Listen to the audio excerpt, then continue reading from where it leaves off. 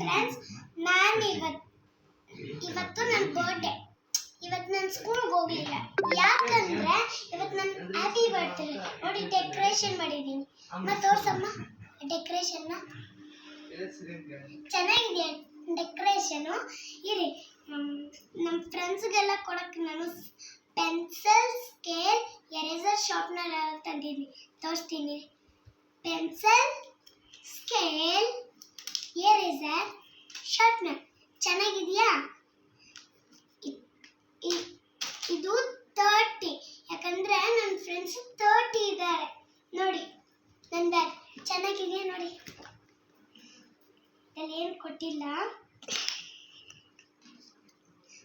ಇವಾಗ ಈ zip open ಮಾಡಿ ನೋಡೋಣ ಏನು ಕೊಟ್ಟಿದ್ದಾರೆ ಅಂತ. ಏನು ಕೊಟ್ಟಿಲ್ವೇ? ಏನಾದರೂ ಇರುತ್ತೆ, ಆದರೆ ಈ ಬ್ಯಾಗಲ್ಲಿ ಏನು ಕೊಟ್ಟಿಲ್ಲ.